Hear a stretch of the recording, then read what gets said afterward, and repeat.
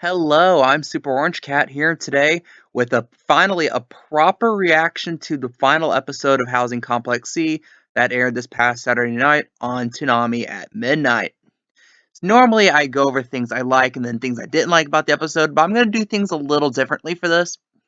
Considering there's a lot of confusion about the plot of the last episode, I'm going to try as hard as I can to decipher the cryptic nature of this episode.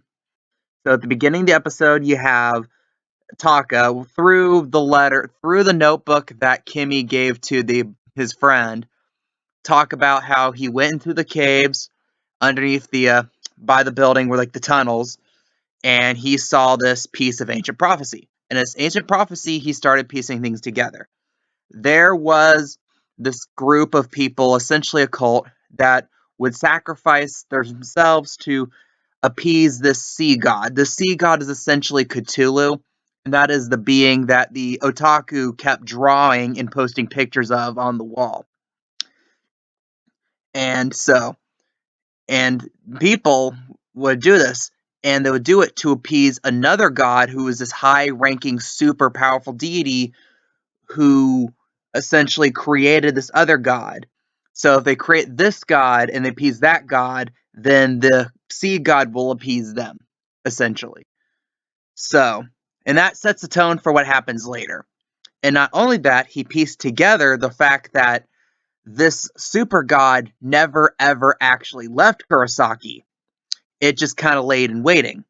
And he pieced together the fact that they are still in the year 2000. Everywhere around them is about 20 years in the future, even showing a bit of the stadium for the 2021 Tokyo Summer Games. While the rest of the world moved on, we've somehow been stuck in this year forever. And we've never asked questions about it.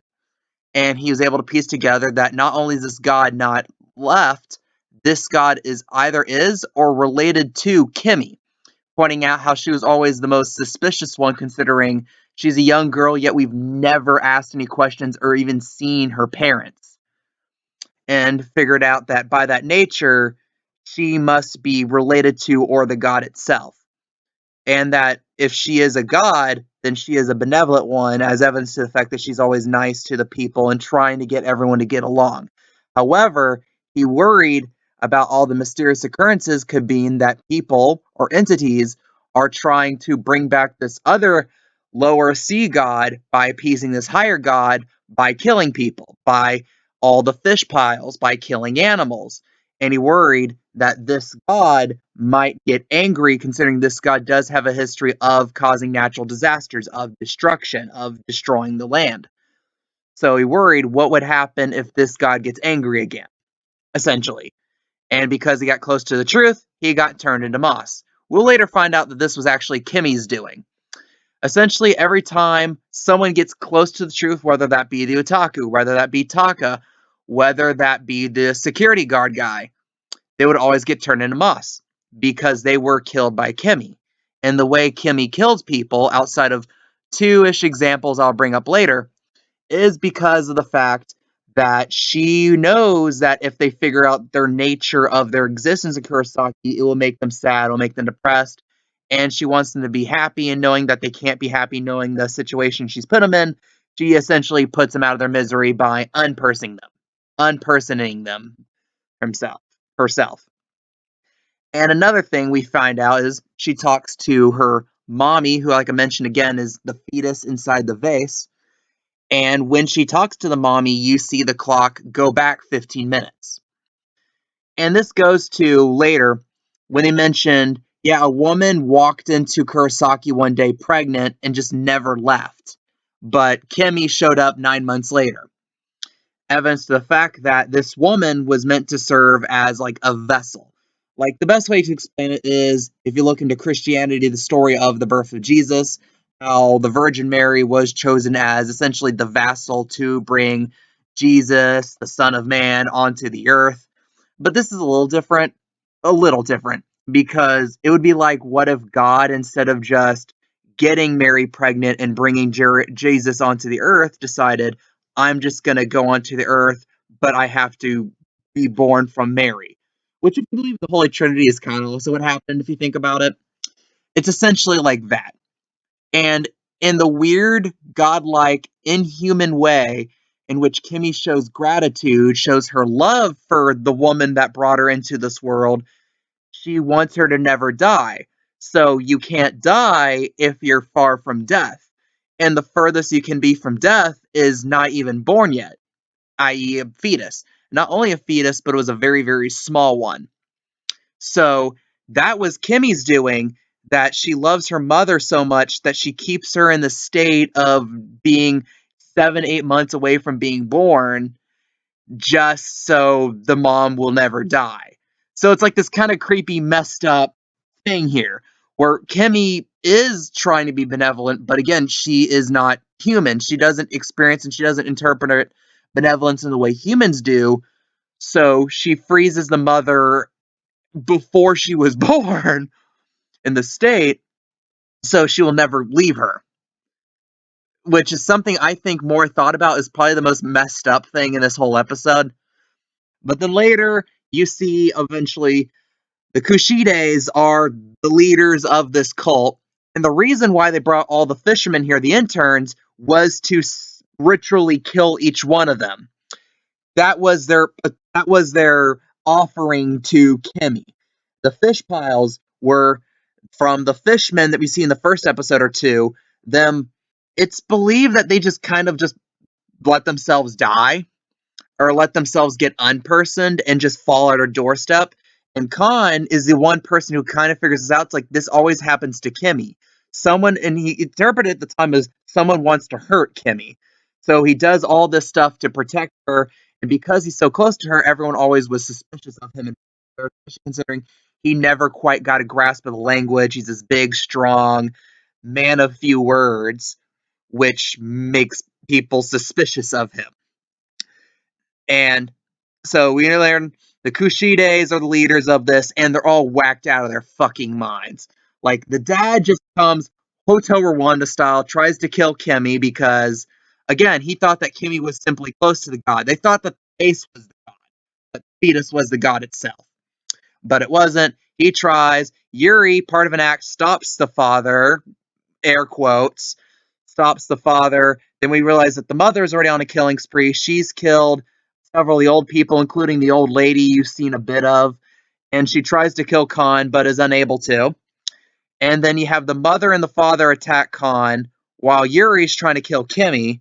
So we see what was an optical illusion of the clip in the first episode, where instead of the girls running away from Khan, it was Kimmy running away from Yuri, who was being chased by Khan because Khan was trying to protect Kimmy. And then you get to the point where Yuri has Kimmy pinned. She's got the dagger. She's gonna kill Kimmy. It's all over. And then Kimmy reveals, I had this game won from the start. And she does this by out of thin air pulling the dismembered parts of Yuri's parents' bodies nonchalantly, like, oh, that's your father's arm. I think that's your mother's leg. And you have these blood and guts spilling all about. She's like, dude, I'm bored. Here's the rest of them. And then, like the movie or the book Carrie by Stephen King, all the blood and guts of of Yuri's parents rain on top of her right as she's screaming. And that is, like I already said, like the most messed up part is the whole keeping the mother a fetus forever thing. But that's up there too, right there. And that just shows how nonchalantly Kimmy can be a violent, non-forgiving god. And again, that just goes to the whole concept of Kimmy, again, being a god and not seeing the world in the way, or emotions in the way does, would simply be nonchalant with something so messed up as dismembering people's parents and then raining their guts on top of their head like it's pig's blood or something. And then basically she's like, I'm God. I've made this my experiment for the last 27,000 years. I'll periodically reign over this small piece of land of Karasaki because I always thought the people here were super nice. But time and time again, humanity betrays me. They get violent. They all kill each other. I just want people to get along. But the people here seemingly will always be doomed not to. So instead of just starting all over again, I'm gonna wipe this place clean, and I'm gonna press the restart button on Kurosaki and just kind of stay here. So she does this and points out too that, yeah, the moss was me killing people. The moss is their aged out blood and guts, because deceased material gets decomposed and over time gets turned into living organisms, which is shown through moss. But think about it this way: all the moss you see out like around the complex, on like the stone tablets, in the living rooms out here, that's blood and guts. So this whole complex was surrounded the whole time by the blood and guts of all the previous times that Kimmy always thought that I can make this thing work. But then it wouldn't, so she would have to kill everyone and start all over again. And she decides one more time to press the restart button. And at the end of the episode, you see Khan, who survived because of his gratitude and asking forgiveness through the stone from Kimmy. She decides to spare him, as there's moss all over Housing Complex C, as she essentially undid the time bubble. So Kurosaki is shot forward 22 years in the future. She's playing on a flute, and that's essentially it as the screen fades to white. So basically, that's the plot, and it makes it easier now to describe what I liked about it. Again, it's obvious, like, this they've come up with messed up concepts I couldn't have ever think about. Like the whole keep the mother so young forever that she's never even born again. That she's unborn, in fact. Like super Benjamin Button on crack. I thought was a great concept. It's a messed up concept, and it's something I can't think of seen before as something in a direct horror film like this. Or even something in Lovecraftian lore as Amphibian, who is the game designer who created most of the plot of this miniseries, based it off of. He said he was inspired by Lovecraft's works to make this. And kudos to him, because he thought of some messed up stuff I loved. Like the reveal that, and I made a joke earlier, referencing the 1970s a sci-fi movie Soylent Green, where the green stuff was just decomposed humans. It was decomposed humans here. And I have to imagine Amphibian, I doubt he's watching this. This is a small YouTube/Rumble channel. Dude, were you inspired by Soylent Green? Because that was an amazing incorporation of that theming of a movie a lot of people forgot about. And that's an absolute classic film. He beautifully wove that in. Just the whole concepts of what would happen if a small rent god was really as like larped as a 6, 7 year old girl, and how that interpret the universe. Like, and also the interplay and commentary of the concept of these pseudo benevolent gods. Like the one you could talk about here being like the Abrahamic God. The Abrahamic God is like, oh, it's a God of love. It brought Jesus. It brought light into the world. It brought life into humanity. It always forgives humanity.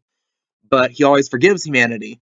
But then you could also point out places, say, like the Old Testament, where you have Noah's Ark. You have the flood that killed out most of humanity.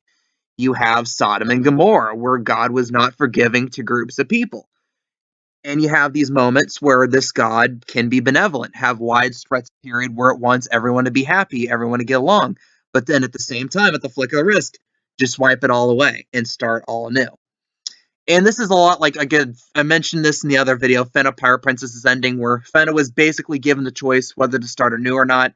But again, the opposite choice was made here, where Fena decided, I would rather just lose my memories and have everything be the same than to start anew with a new world, because it would be unfair to all the people I've met. While Kimmy is like, the people I met here all suck, humanity sucks, I'm just gonna be with myself and just wipe this clean.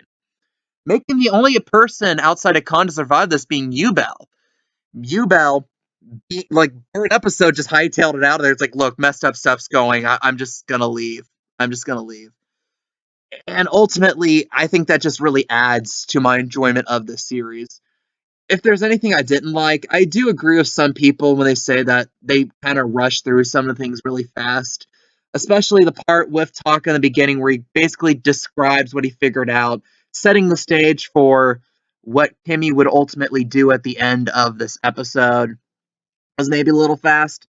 And also the fact that People said this should have been a 7, 8 episode, or some people said 13 episode miniseries. I think it could have done with just one more episode.